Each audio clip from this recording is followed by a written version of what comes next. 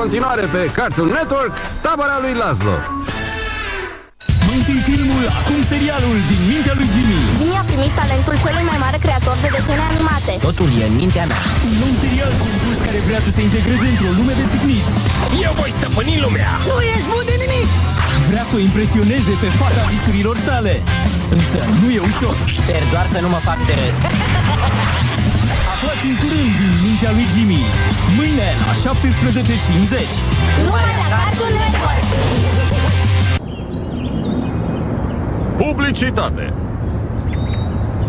Primit albumul Ben 10 completat. Primii 500 primesc un Super Omnitrix cu Cheetos și Lay's. Publicitate.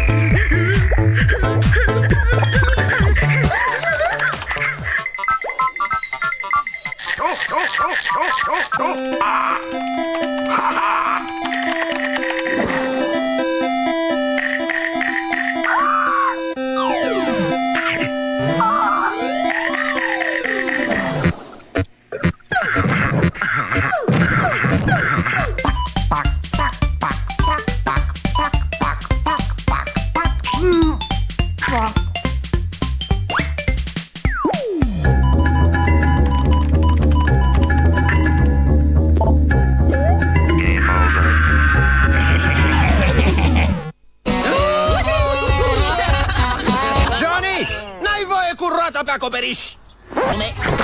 Nu te juca cu mâncarea la masă! Nu sări în groapa cu crocodil! Lasă ciocolata, nu e sănătoasă!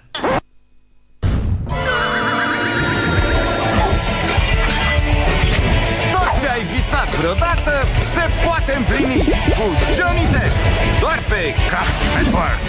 Viața e frumoasă! Nu pot să cred asta. Ați auzit și voi ultima bârfă? Tocmai mă ocup de ea! Ce? Calma e șarfă? Amanda crede că știe ultima bârfă. Wilder habar nu are pe ce lume trăiește, iar Noah nu are nici cea mai vagă idee. Eu știu toate bârfele care merită atenție. Este vorba despre știri, despre modă. Mua! E vorba despre jocuri. E vorba despre muzică. Știți ceva? E vorba despre zvonuri. Asta e ultima bârfă!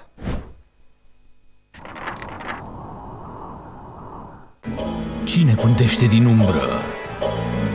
Cine-ți dă târcoale noaptea? Cine se ascunde în tufișuri? Surpriza! Poți să fugi, Scuzați-mă! dar nu te poți ascunde de grozăvia numită Camp Laszlo. Numai la Cartoon Network.